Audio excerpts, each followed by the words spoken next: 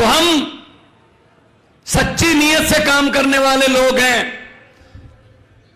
हम किसी पार्टी से निकाले हुए या किसी पार्टी को छोड़कर आए नहीं।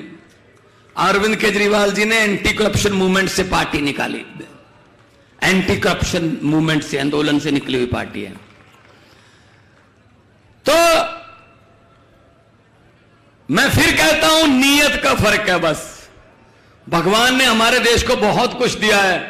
पहाड़ है हमारे पास, मारूथल रेगिस्तान है हमारे पास, कोयला है हमारे यहां धरती के नीचे, तेल हमें मिलता है धरती के नीचे से, हर किस्म का मौसम है, हर किस्म के फूल हैं, हर किस्म के दरख्त हैं, और लोग बहुत देशभक्त और मेहनती हैं। बस एक चीज की कमी रह गई, सच्ची नीयत वाले नेताओं की कमी रह गई। बस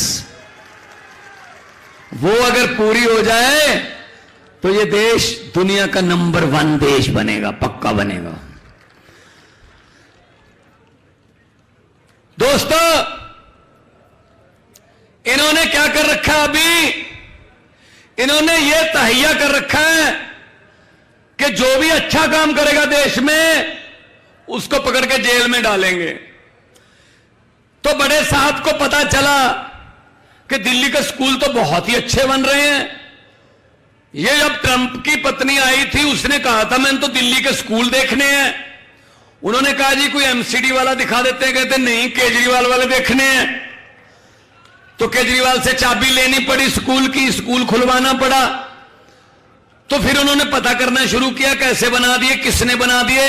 ये तो गरीबों के बच्चों को पढ़ा रहे हैं, गरीबों के बच्चे वकील बन रहे हैं, आईआईटी में जा रहे हैं, डॉक्टर बन रहे हैं। ये तो गरीबी खत्म कर देंगे अपने घर की। गरीबी खत्म होगी तो हमारे घर के सामने, हमारे महलों के सामने अर्जियां लेकर हाथ जोड़कर कौन आएगा लाइन बनाकर। और ये तो समझदार हो जाएंगे बच्चे अगर पढ़ गए। समझदार हो गए तो वोट भी सोच समझ कर पाने लगेंगे।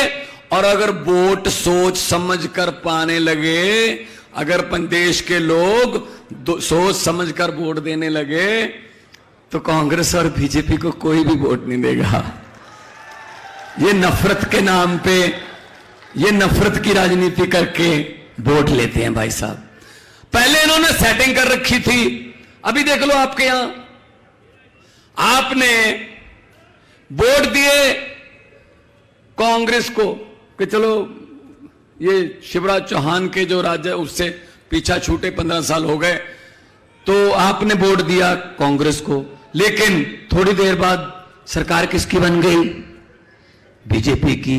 इसका मतलब ये हो गया, कांग्रेस को वोट दो चाहे बीजेपी को वोट दो, जिसको ये चाहेंगे सरकार तो उन्हीं की बनेगी। हमारा उसमें कोई लेना देना नहीं होता भाई साहब। जो कांग्रेस वाले इस्तीफा देकर दोबारा बीजेपी की तरफ से लड़े, क्या उनमें से एक ने भी, एक भी वोटर को पूछा कि भाई साहब मैं जिताया तो आपने था, लेकिन मैं इधर जाना चाहता हूं, चला जाऊं? पूछा भाई साहब किसी ने? इसका मतलब वोट लिया, हमारा काम खत्म, उनका काम शुरू। वो आपको बेचने लगते हैं।